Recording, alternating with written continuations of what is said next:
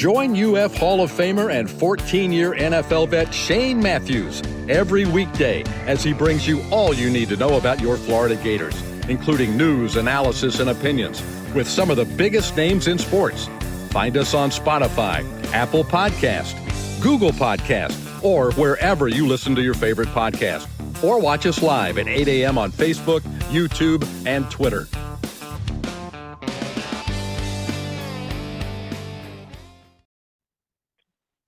Good morning. It's a live edition of Matthews in the Morning coming to you from the International Diamond Center studios, locations across the great state of Florida and right there in Celebration Point in the heart of Gator Nation. Go check them out. International Diamond Center.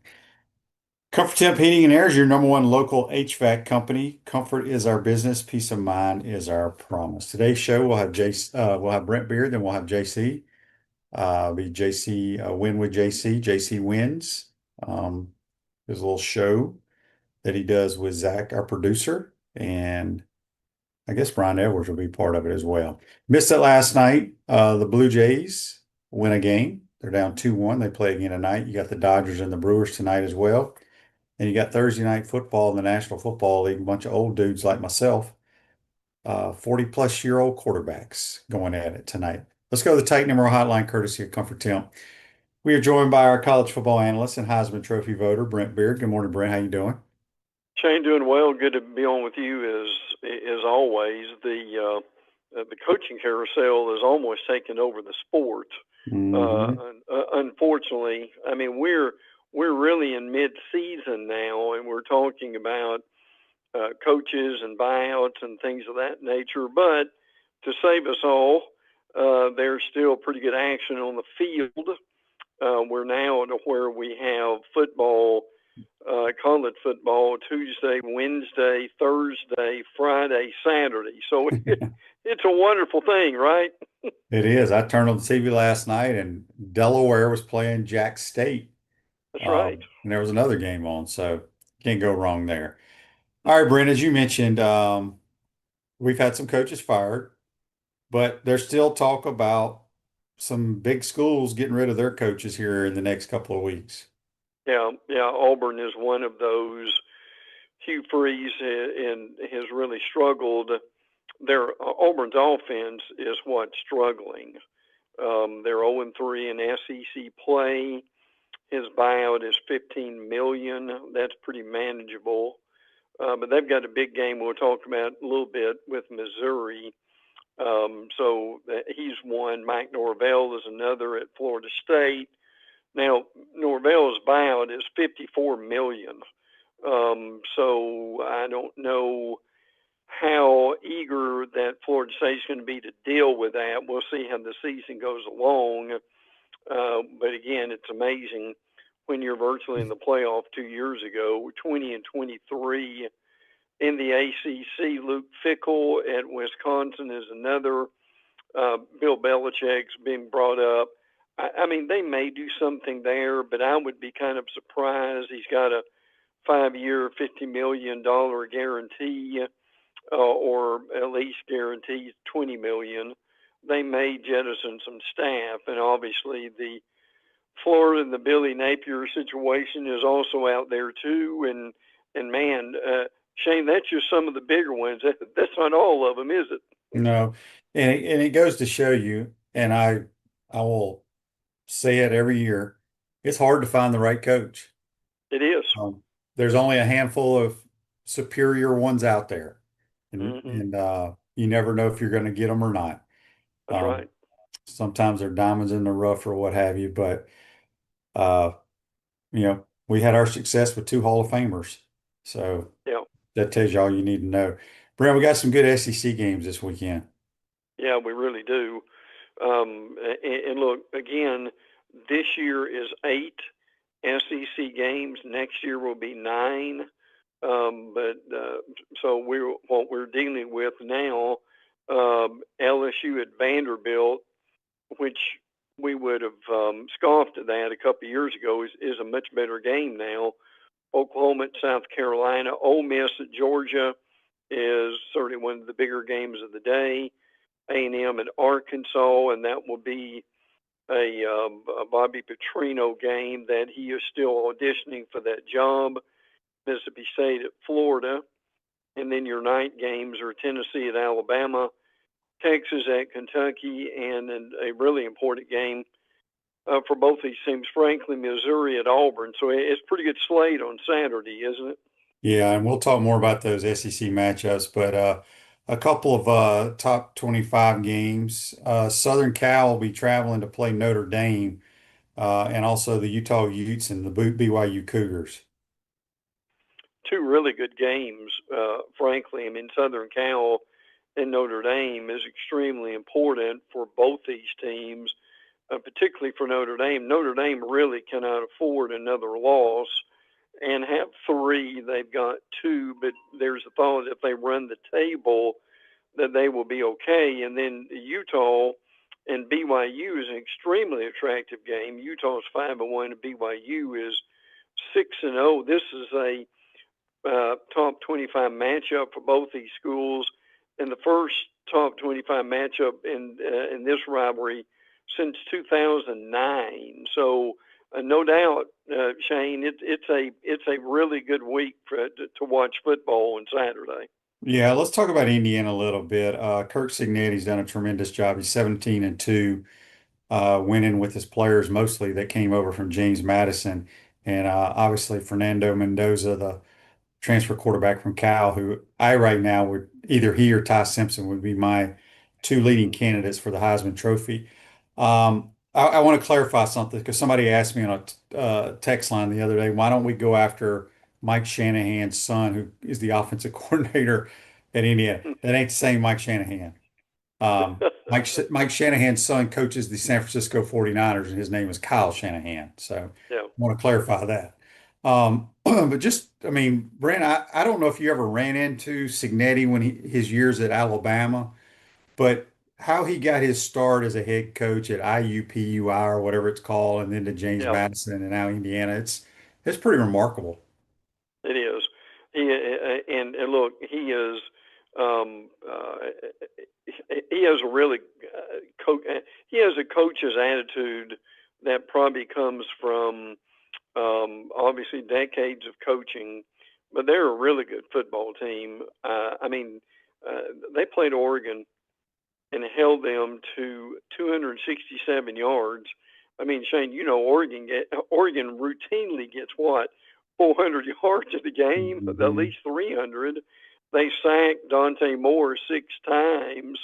So this is a really good football team that's probably more physical than people realize. Yeah. One of the firings, obviously, James Franklin getting fired, Brent. We haven't spoken since then. But isn't it crazy in today's world? Yes. I understand his record against top 10 teams, top 5, whatever it is. Brent, he was in the Final Four last year. Yes. That is correct. That is still amazing that he's gone. And frankly, it won't take long for him to get another job. I mean, the thing with Franklin, he ran a pretty clean program. They won. Now, they didn't beat some of the bigger teams in the Big Ten and otherwise. But I mean, he has done a really good job in a lot of ways. I understand they hit a rough spot, and they were determined they were going to do something. I mean, the names you hear as possible replacements: Kirk Cignetti, who we've talked about, Matt Rule, who's with Nebraska. He has a lot of roots at Penn State. Look, Penn State's a great job. There's no denying that. I've seen Lane Kiffin's name mentioned for that job. I don't think he goes to the Big Ten. I think that's just the media who needed a third name, Shane, and they put it in there. Yeah, there's zero chance of that happening. Brent, talking about the playoffs, obviously there's one group of 5 that will make it. Right now, who do you think out of that group of 5? There's some good teams that have great records right now. Who do you think moves on and possibly makes the playoffs here at midseason? Yeah, that's a great question too. I mean, you see USF is a possibility. Frankly, they're 5-1, 2-0. in their conference. I mean, North Texas is 5-1 and 1-1. And again, we understand these teams probably aren't going to go very far, but until you get in there, you never really know. Memphis is having a good year. Navy is having a good year. So that Shane's point's a good one. This is one of the fun things about the playoffs. Yeah, they may not last very long in the playoffs, but this thing may come down, Shane, could it, to the last week of the season type thing? Yeah, I think before the we know. best team that I've seen out of that group is probably the Memphis Tigers. Yeah, good point. But a lot of things can change because they're all in the same dang conference, right? Memphis, Yeah, USF, yeah. and Navy, they're all in the same conference. So it'll Yeah, be and Memphis beat Arkansas, by the way. right. This is from Brian on Facebook Live, brought to you by Mellon Law. He says, Brent, what is your feel on Lane to UF? Everyone feels he will get the offer, but I think Lane is comfortable at Ole Miss. Maybe he stays because he finally found the perfect spot for him and his family, or does he make the jump to show he can win at a top-level program? Well, I mean, Lane's a tremendous coach. And to me, Lane has grown into the job as much as any coach. I think he's matured a lot. His father died a few months ago, and I can see some real maturity out of Lane because of that. He is close to his family. I mean, that Ole Miss has been great for him. I mean, to me, it's I mean, Lane could stay at Ole Miss and be up for a different job every year. Mm-hmm. There's no question about that. But I mean, he's a good football coach. They've got a big game this week with Georgia. I think that will, and Shane and I will get into that in a few minutes. I mean, you could, if you hired Lane, look, the thing, I'll tell you this, and Shane can testify to this, if you hire Lane, you'll never have to worry about a quarterback again. I mean, it's like this year at Ole Miss, not only do you have one, but you've got two quarterbacks, Shane, who could almost win anywhere. Yeah. The whole family thing, I hear what people are saying, but his brother's on his staff. If he takes another job, the brother's going with him. Sure. His oldest daughter's graduating from Ole Miss. His other daughter's at USC. His son is at Oxford as a backup quarterback at Oxford High School. So Oxford's a great place to live. There's no question about that. And he would never be fired at Ole Miss. But the whole family thing, the family goes with you. Yeah, when you move. So I don't buy that. I don't think that really matters. Jerry also says, QB, if you're allowed to comment on this, I can comment on anything, Jerry. What is your opinion on keeping Coach Napier to the end of the season or firing him mid-season? I really have no opinion on that, Jerry, because I don't think it really matters. Our team is what they are. So we'll see what happens there. But I want people to understand, though, is that it's not that the Gators let's just say that Coach Napier does get released of his duty at some point. It doesn't mean the Gators have fallen behind in the coaching search for a team like UCLA, Virginia Tech, or Penn State that's already done it. None of that matters because there's so much stuff that goes on behind the scenes. So there you have it. All right, Brent. Let me get a couple of these texts on the Titan our text line. This is from Rick and Jupiter. Buddy, not knowing who Mendoza made me think of this. Can you ask Brent, as a Heisman voter, what type of homework he does on candidates? Well, that's a great question. I mean, I follow it certainly every week, but I never make up my mind until the end because there are just so many things that can happen with injuries or a team gets hot or something of that nature. But look, I'm not. I know I'm talking to one of the best SEC quarterbacks has ever been, but I've never been too fixed on just it being a quarterback award. I mean, if you're the best player, you're the best player. And look, I've been voted for defensive players before because I thought that they were the best players in the nation. So Yeah, it's certainly something I look at. I start looking at it more closely in October and in November, but no one's ever won the award in September, or even early to mid to late October either. So, yeah, that's a great question. I mean, I take the award very seriously and be able to take a look at it, but to me, I don't really get down to deciding anything until the end. I mean, there are guys who, I mean, Shane, they'll make a decision on who they want to win it in mid-October. I mean, how can you do stuff like that because of injuries and so forth? So to me, it's a week by year-long award. Yes. Another text here from Frank in Chicago. QB, do you like watching Peyton and Eli Manning coverage on Monday Night Football? I think they have a lot of humor and great insight. It's the only way I watch Monday Night Football. If you don't watch Peyton and Eli, I suggest you do. Yeah, really, You can learn a lot, and they are hilarious. I they think are. they are very, Yes. very good at what they do. All right, Brent, let's go around the SEC. Real Mhm. quick, let's talk about our friends at Ruzoger State Farm Office, a team of dedicated insurance professionals ready to help life go right with the right insurance options for you and your family. Visitogreinsurance.com. Give them a call, 352-240-1779. All right, the cigar game there in Yeah. Tuscaloosa, Yeah. Alabama and Tennessee. Your thoughts on this game?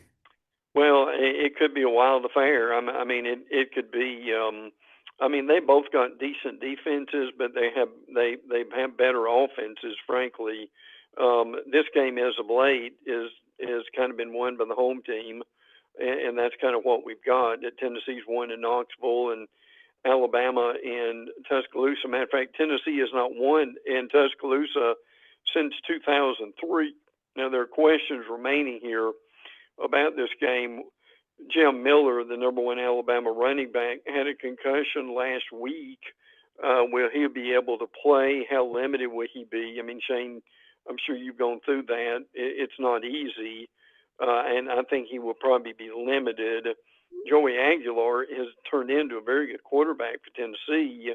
Now, he's thrown some interceptions. He did that at Appalachian State. Also, Tennessee's defense is last in the SEC in passing yards per game, and their cornerback Jermon McCoy is listed as being out for the game. So, look, the weather's supposed to be great, but it would be it's a night game this year. Usually, this is the 3:30 SEC game of the week, but there's so many good ones now. It just depends. So, look, this can be a great game in a lot of ways, and I mean, Shane, you may think differently, but this thing could be in the 30s before it's over, but with the defense making some really good plays. Yeah, I still like Alabama in this game. I think they're playing really well right now. I think Ty Simpson's playing at an elite level at the quarterback Yeah. position. So I like Alabama being at home. Finally, Texas A&M goes on the road and they host Arkansas. We're going to see if this third down conversion rate continues against a really good offense in Arkansas. Yeah, absolutely. Now Arkansas is still playing better. They're giving Bobby Petrino a chance to be able to win the job, and they need to get some wins at some point. Is going to be important. Arkansas is still pretty hamstrung by their defense. And when Petrino came in, he made some changes on the coaching staff, but still in their last game they had 0 sacks, and that's not hurting them. They've got too many fumbles going on at this point too. This is a big game. Shane knows over the years. Now Arkansas doesn't win every game. A&M's had kind of the upper hand, but this is a big rivalry game. A big injury for A&M that people haven't heard. Le'Veon Moss is going to miss a significant period of time.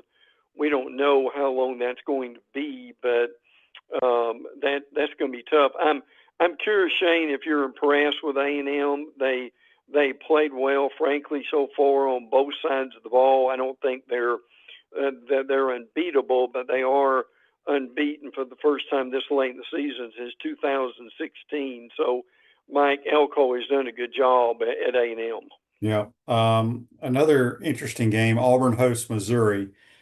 I got a funny feeling Auburn's going to win this game. I don't know why, but I just do. Yeah.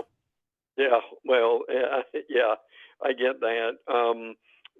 Now Auburn obviously lost to Georgia last week. 9 straight losses to Georgia and 18 of 21. I I know you were busy, but and I'm curious if you got to see the tape yet. But Auburn had controlled this game in the first half, got to the goal line. The referees called a fumble on the as a quarterback trying to go over the line, lost the ball. Georgia picks it up. Really, probably should have run it in for a touchdown. There were a couple of questionable calls from the refs on that particular play, but this is a big game to say the least for Hugh Freeze. He needs to win this game. Shane, this is unbelievable. But Auburn is 5-12 at home since 2021. Would you have ever believed that? No, that's crazy. It is. It's tough to win on the road, but you got to win your home games, majority of them. You do. Florida victorious, proud NIL partner of the Florida Gators, joined today to help make Florida victorious. All right, Brent, speaking of Florida victorious, Gators host Mississippi State. Well, and look, State's improved. I know everybody's been talking about Florida, and I certainly get that.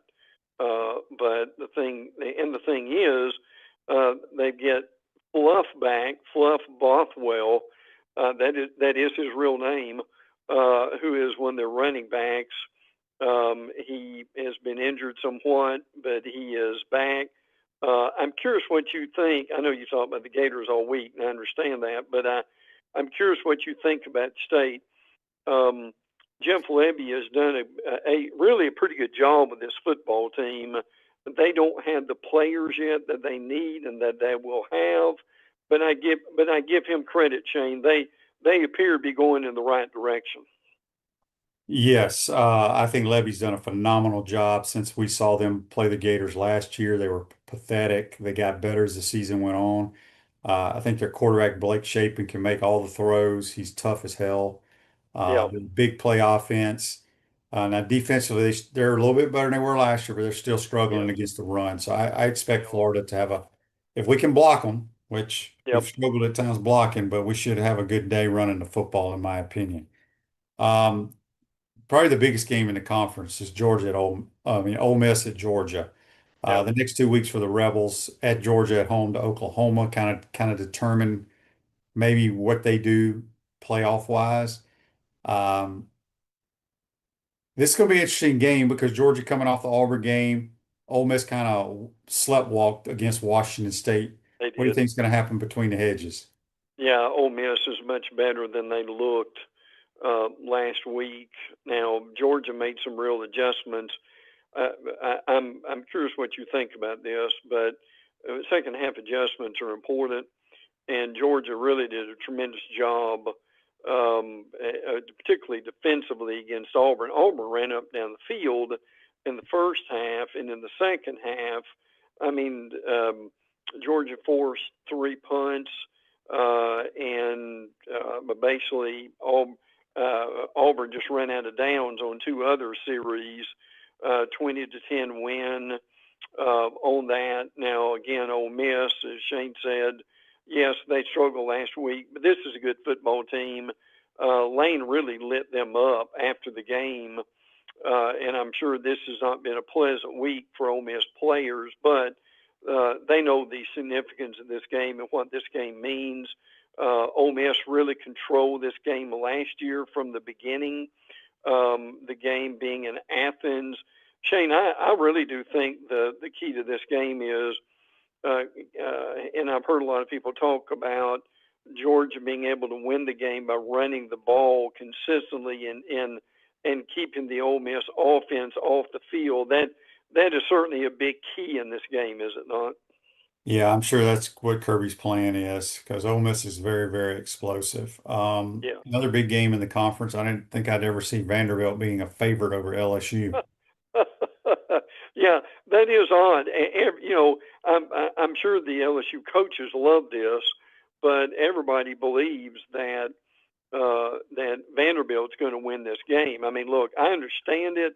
Vanderbilt is much better than people give them credit. If you haven't watched Diego Pavia, and they're really good at tight end, they've got a very good defense. Vandy is very good. LSU's defense is considerably better than their offense, really. So, but again, these are games LSU normally wins, particularly with Vanderbilt. Everybody predicting that they are going to win. Vanderbilt's refurbished their stadium, so that will be interesting to see. But Shane, I'm a Vandy believer, but in a game like this, I'll still have to see it to believe it that they win the game. Yeah, we got a lot of people chiming in saying Georgia will beat Ole Miss. They might, but I can tell you right now, I don't give a damn what the score of the game is. That changes. Too many fans get worried about head-to-head games and what a coach has done. And I'm referring to, well, if Lane loses to Georgia, he can't beat Georgia. We beat him last year. Doesn't matter. Yeah. I still think he's the best fit for us. Oklahoma coming off a bad loss. Mateer probably wasn't ready to play. South Carolina struggling as well. This is kind of one of those games that, there's talk now about South Carolina getting rid of their coach. Venables still on the hot seat. Seems like everybody's on the hot seat. Yeah. It's a different day, isn't it? In a lot of ways, Brent Venables now is 1-3 versus Texas. Look, I appreciate your expertise on this. I mean, Mateer had thumb surgery. He wanted to play. They put him in. He made some mistakes. Would the game have been closer? Probably, if he hadn't played with that. So hopefully he'll get better. I mean, Oklahoma's defense is going to keep them in every game. Look, and unless he just wanted to go, the South Carolina is in a bad spot right now, and they've got Alabama next week. As a matter of fact, at home, Lenore Sellers, who some think is a Heisman candidate. Mike Shula, the former Alabama quarterback, is the offensive coordinator now at South Carolina. They have struggled. They fired their offensive line coach on Sunday, so they're making some changes. So to your point, Shane, this is an interesting game in an important game for whoever can win it and kind of get the program back on, at least on the rails going again. Yeah. All right, Brent, real quick before we get you out of here, ACC, obviously there's a big game. Duke and Georgia Tech, believe it or not, it's a big game in that conference. And then Miami coming off a bye, but Louisville's that sneaky type team that can maybe give them some problems. I don't know if they will or not, but your thoughts on those two games? Yeah, and matter of fact, but keep in mind, everybody, the Miami-Louisville game is tomorrow night. It's not on Saturday. It's on tomorrow night. But Shane is right. Louisville is a really good opponent for Miami. The last three meetings have been determined by a touchdown or less. They had that shootout last year, 52-45. I think Miami still is playing well enough that they will win, especially with the game being at Miami. And again, late Saturday night, FSU is playing at Stanford. And by the way, FSU has not defeated an ACC opponent since September 1 of last year, but lost a difficult game against Pitt. And Shane's right. This Duke hosting Georgia Tech game is a very interesting game. Frankly, Shane, are you a little bit surprised that Tech is an underdog in this game? The game must be at Duke, I'm assuming. Yeah. I thought that was interesting. Yeah, that is. Brent, good stuff as always. We appreciate your time, and we'll talk to you next week, my man. Good. Can't wait, bud. Take care. Have a great week. The Pouncey twins, Mike and Marquise, invite you to try the mango martinis at Spurrier's Gridiron Grill, handcrafted with their J.F. Hayden liqueurs. Try those flavors and find your favorite at Shop J.F. Hayden's. PodUp.com. Again, thanks to our man Brent Beaird. We're going to take a quick timeout, come back. JC will be chiming in. You're watching and listening to PodUp with Matthews in the morning from the International Diamond Center Studios. We'll be right back. Our premium sponsors are Campus USA Credit Union, International Diamond Center, Meldon Law, UF Health Orthopedics and Sports Medicine Institute, JF Hayden Craft Liqueurs, Florida Cracker Kitchen, Los Linderos Tequila. Gridiron sponsors are Baker Sporting Goods, Comfort Temp, Electronics World, Florida Victorious, Gallo Car Wash, Miapa Latin Cafe, Peachland Dental, Quality Plumbing, Ruse Ogre State Farm, Silverback Concrete, 84 Lumber, Big Mills Cheesesteak, Celebrate Primary Care, Dowling Sign, Gator Bait Media, Gator Dominoes, Ironwood Golf Course, Tropical Smoothie Cafe, UF Bookstores, Nest and Wow, MG&A Wealth Management. Watch and listen to us live on Facebook and YouTube. Listen to the podcast whenever on Apple or Google Podcasts, Spotify, or wherever you listen to your favorite podcast. Remember to like, follow, and subscribe so you don't miss an episode. To become a sponsor, call my man Freddie at 352-284-3733. Naysayers. Setbacks. Injuries. Life throws a lot of hurdles your way. The key is just keep jumping them.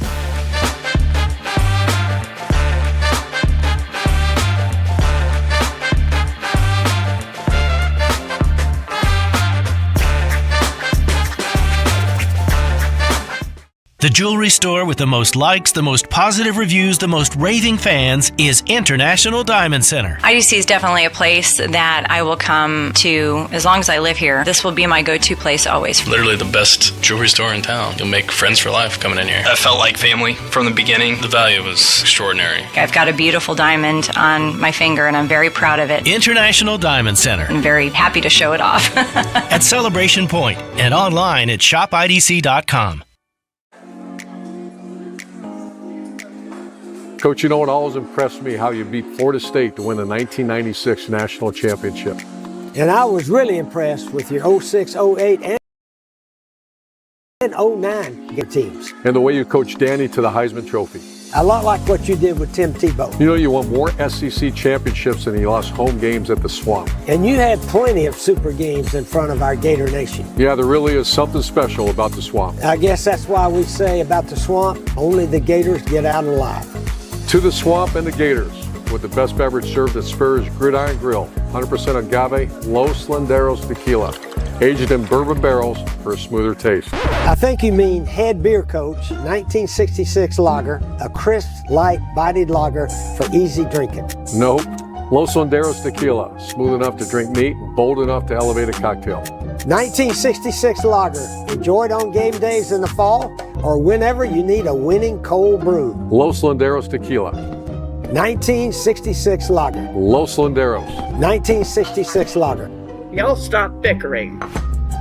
Okay, you're both wrong anyway. The best thing Spurrier's Gridiron Grill offers are Jerry's famous chocolate chip cookies.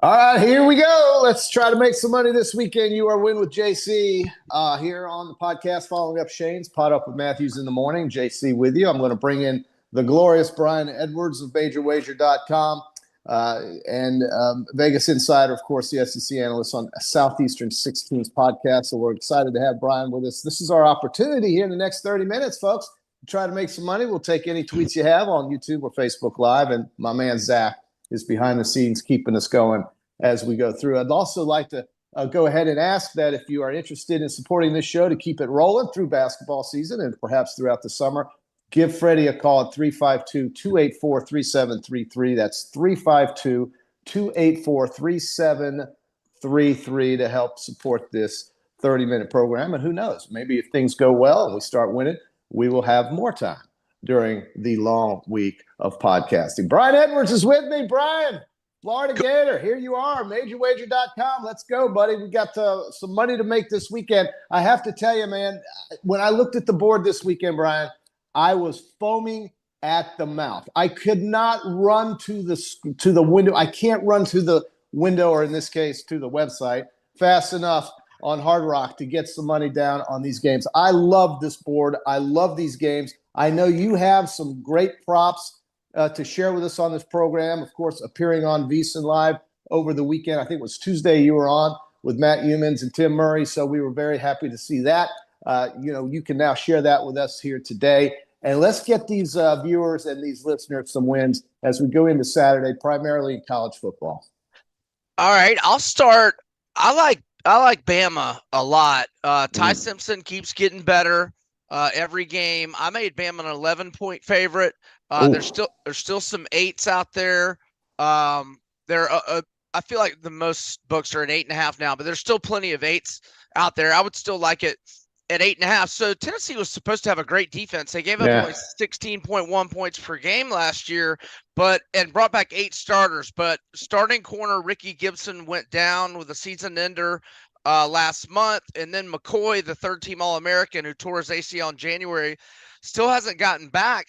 And they're 15th in the SEC in scoring defense. They're 124 out of 136 in pass defense. And Simpson now 16-1 TDI and T ratio. They've won 5 in a row, 4-0-1 against the spread in that time.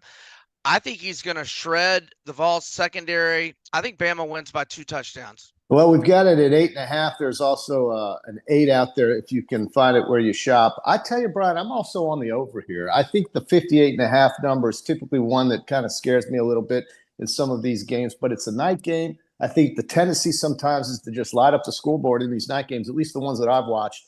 I'm a little concerned about Alabama's running back, Jam Miller. Not sure about his health as far as a concussion is concerned, but I'm with you on Ty Simpson. That's a big number to lay in a rivalry game, but you are confident, so you are taking Alabama laying the 8 against Tennessee in the cigar game. Brian, how about let's go into this game here in Gainesville. This is Mississippi State and Florida. 9.5. There are some 10s out there. Mississippi State's catching 9.5. The money line on this game, if you are really rooting for the Gators to stumble here and get Billy out as fast as possible, is quite prohibitive here on Mississippi State. You can almost get 3-1 on Mississippi State on the money line. I can't see Mississippi State winning this game in the swamp. I think the players are going to play hard. It's homecoming. But what about that number at 9.5, Brian? Mississippi State and Florida. Yeah, I like Mississippi State, and if your number's 9.5, I would pay the -120 juice to buy the half point to the key number of 10. It's a small sample size, but Mississippi State as a road underdog under Jeff Lebby is 4-2 against the spread, and as a home favorite under Napier, Florida is an abysmal 4-9 ATS. So 4-9. I think that Mississippi State is going to hang tough. Never a bad idea to go against Napier when he's heavily favored. And I will go with the Bulldogs, but I'm going to buy the half point to +10. Well, to your point, Billy is 4-9 against the spread as a home favorite. 4-9. That's less than 50%. This is a tough one for me. I've gone south taking Florida, and I have lost betting against Florida, like, say, the Texas game. So I'm not sure where I'm going with this game. We've got some chats here on the YouTube. I love this one. Trusted Mortgage says, JC, I've got Kentucky +12.5 at home versus Texas. He loves Iowa -2.5 at home against Penn State. I want to touch on that game if we could, Brian. And he's got Washington State catching 17.5 on the road versus Virginia. And he likes the Bulldogs getting 9.5 against the struggling Florida Fighting Gators at homecoming. That Iowa game, Brian, I don't know if you're watching that one or looking at it. I don't think Penn State is covered against one team this season. I think they are. You're correct. 0-6. 0-6. Iowa is a team that had Indiana by the neck. They literally had Indiana within 3 points, I think, at some point, almost won that game. The number here is 2.5. I can't imagine this not going to 3.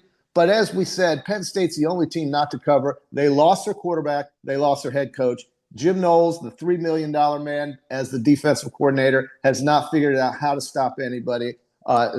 with Penn State. How does Iowa at home not cover this 2.5, 3? This is probably one of my favorite plays on the board. Yeah, I'm not against it. I lean Iowa. The only slight red flag is that old school buddy of mine, the late great Dave Koken, longtime handicapper, was a radio titan in Las Vegas for many decades. He loved betting on the team that just fired its coach in the first game with the interim coach. Yeah, we saw it. We saw it with Petrino last week. I don't have the exact numbers, but it's usually something that hits at a good percentage. That would be my only hesitancy, but I definitely lean Iowa. I'm going to pick them in my contest. I don't know that it'll make my card. As for the Wazoo game, I would just mention, and they looked great last week. I would just mention it's a horrible travel spot, as they were in Oxford last week. They're not like an NFL team that stays on the East Coast and stays at the Four Seasons all week. They went back to Pullman. Now they got to fly across the country again. That's nuts. Virginia's off an open day. So I'm not pushing back on his Wazoo pick. I'm just saying it's a horrible travel spot for Wazoo. Yeah. Absolutely awful. I mean, they've got to play whoever they can schedule. They're not in a conference, basically. So they'll just go where they have to go. Brian, you have Minnesota tonight. Catching a touchdown and the hook against Nebraska. Is Minnesota at home tonight? Is that a home game for Minnesota? Yeah, it is. It's tomorrow night. But it's tomorrow night. I'm sorry, Friday night. That's okay. Yeah. I'm thinking it's Friday already. My God. And then feels like it. It does. And then just walk outside. My goodness. Louisville catching almost 2 touchdowns is also tomorrow night against Miami at home. Braum seems to be better against dogs than he does favorites. Louisville with 2 touchdowns is a lot, but I can see Miami pulling away in this game late.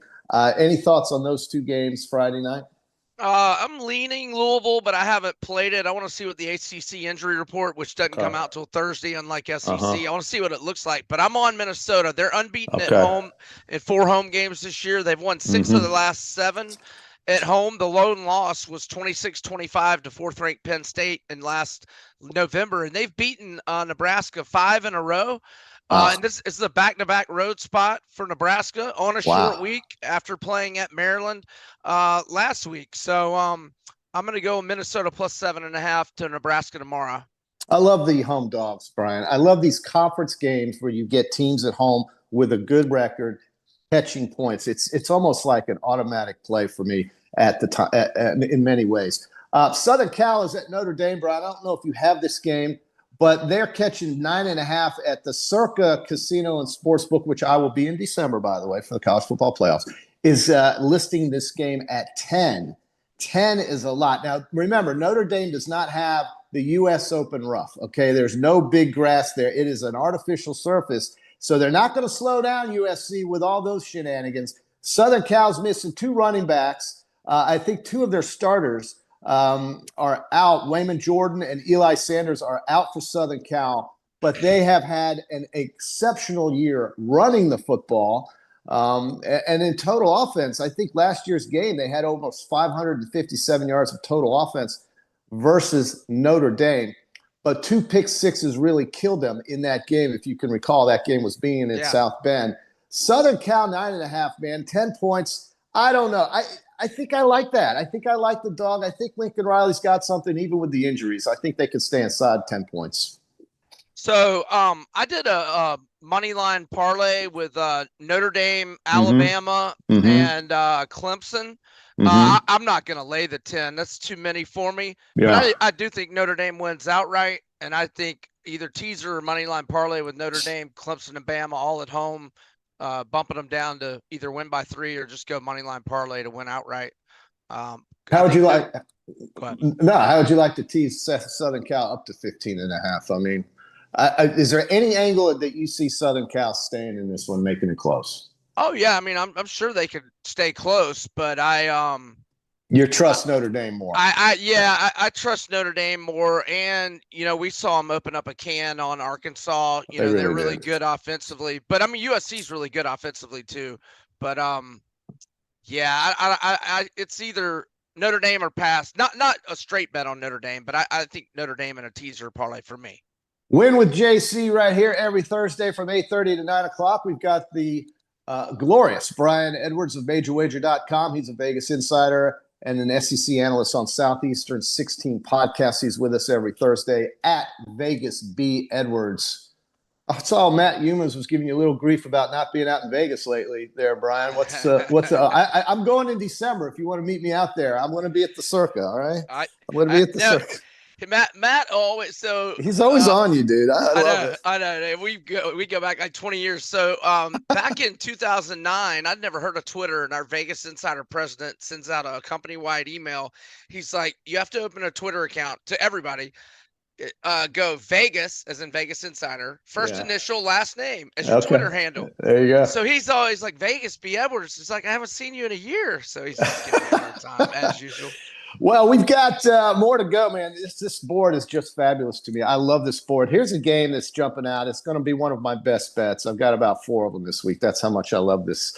And I appreciate, by the way, Tyler Go Gators saying he loves this segment. He loves to analyze stats, and he loves proven scientific principles and making wagers based on the results and the data. Well, you're at the right place here with myself and Brian Edwards. Vanderbilt is one of my plays this weekend. I think at home they've never been favored over Louisiana State I think since the 40s.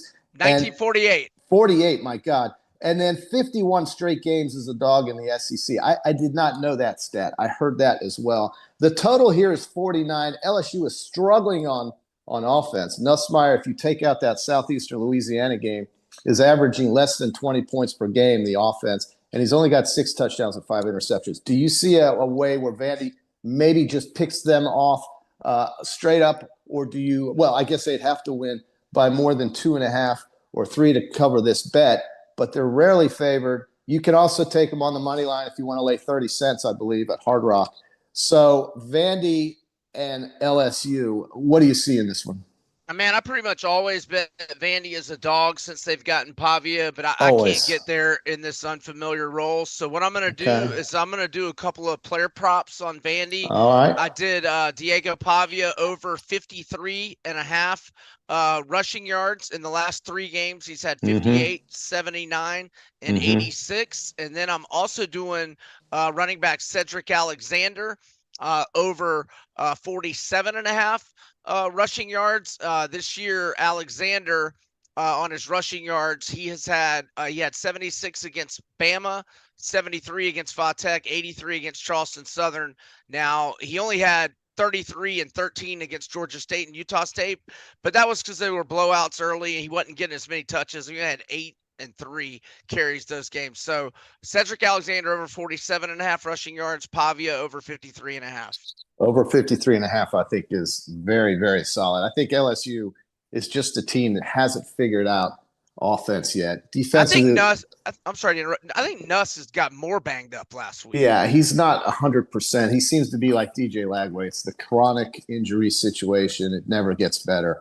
Another game in the SEC that's one of the highlighted games this weekend. This is between the hedges between the next Florida coach, Lane Kiffin, and Mississippi. I mean, that's what everybody's telling me, Brian.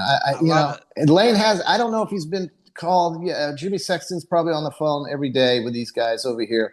I just don't trust anybody over here. I hope that I'm wrong about that. But Mississippi's getting 7.5, man.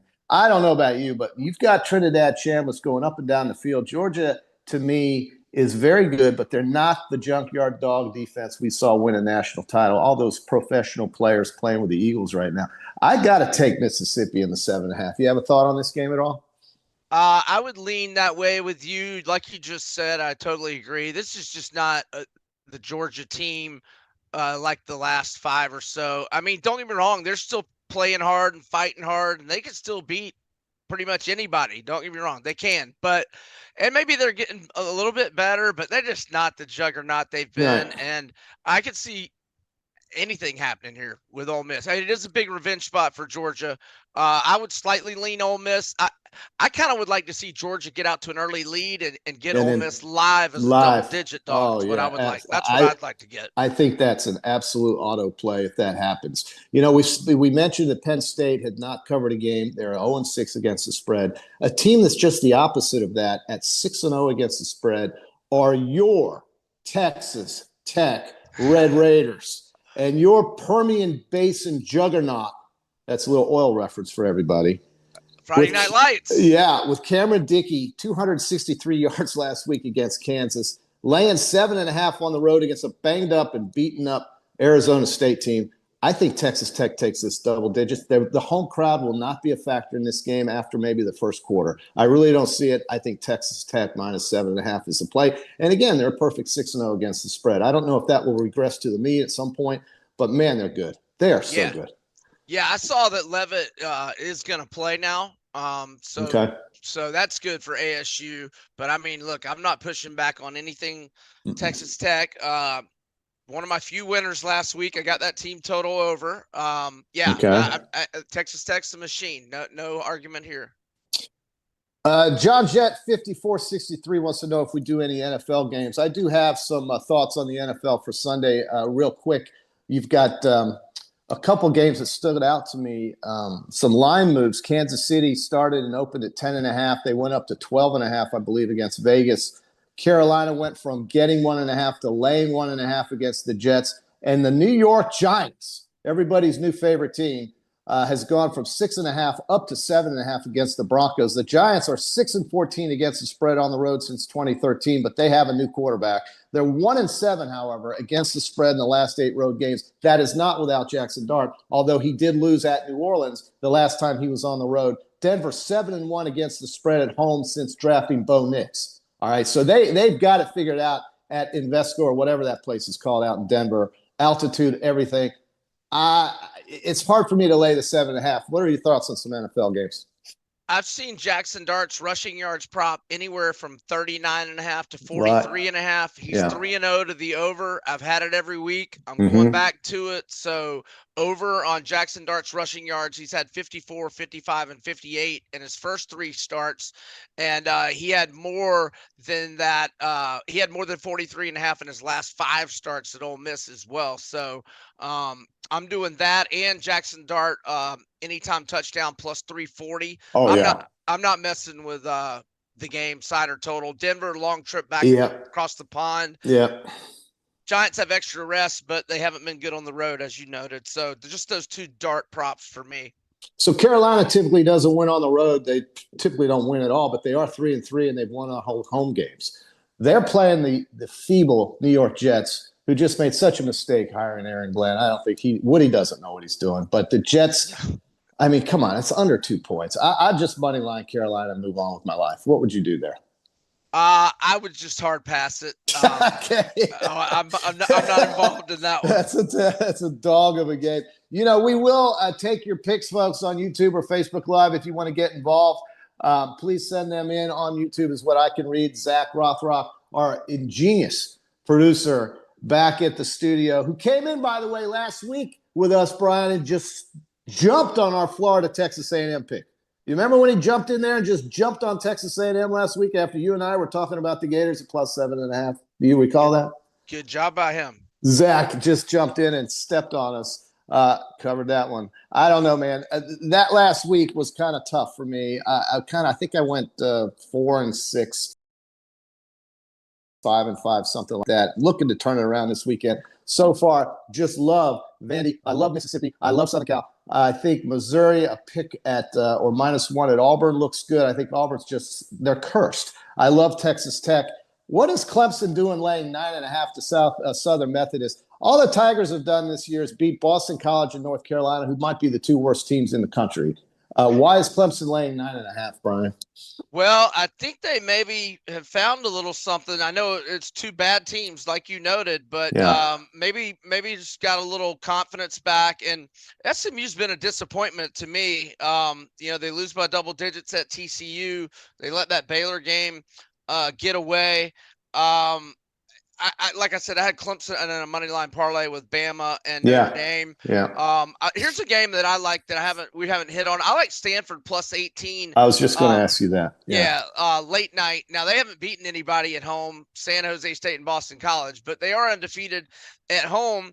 And FSU hasn't won on the road since the Swamp 2 years ago, and Deuce Robinson, Randy Pittman, and Squirrel White, three of their favorite, or Thomas Castellanos, three of his favorite targets are all questionable, and it's a long trip west, late night. Yeah. And that they seem to be unraveling a little bit. So I agree. Yeah. I went plus 18 on Stanford. I don't mind that. An old man at the Treasure Island once told me never put good money on bad teams, but we're talking numbers here. No, I agree. I don't like to bet on bad teams. Yes, it really pisses me off when I do that. But sometimes winning all tickets cash the same. And if you're going to tell me that Florida State, whose body clock will be around 10:30 at night, they've got coaches yelling at each other, the quarterback can't throw the ball 20 yards downfield. I think Stanford mucks up the game and just runs the ball, keeps the clock running. Everybody's falling asleep in the stadium, including Florida State, and somehow covers that 18.5. That's a late night one I'm going to be on. Quick question, quickly, Brian. Barone wanted to know on that Jackson Dart prop, is that 340 for rushing or catching a touchdown, or does both count? Both count, yeah. That's possessing the ball in the possessing end zone. The ball. So yeah, a trick play, which I could see maybe a trick play with Dart. So you're rushing or receiving, and I think we're kind of low on time. So let me just spit out a couple of spit out some. I like the Lions team total over 29.5 against Tampa Bay. So they have scored at least 31 in 9 of their last 10 home games. And I also like Seattle -3 at home to the Texans. Seattle's won 4 of the last 5 of straight up and ATS. And Sam Darnold in the last 4 games has a 9-to-1 TDI and T ratio. And Jackson Smith and Jigba can't be stopped. And a couple of props on Arkansas A&M. Mike Washington over 54. I've seen it 54.5 to 59.5 rushing yards. Yeah. He's at 63 or more in every game. He's 6-0 to the over.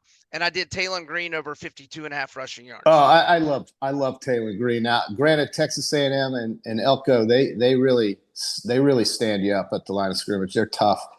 I heard also that Arkansas, they love Bobby Petrino, but Rhett Lashley is getting some flow, the former Arkansas quarterback who is at SMU now as replacing Sam Pittman at Arkansas. We've got so many openings. Are there any odds that you see on any coaching moves? We don't have that on the boards here at this website. Do you see anything on Kiffin to Florida or, say, Lashley to Arkansas or any coaching positions changing up here before we check out?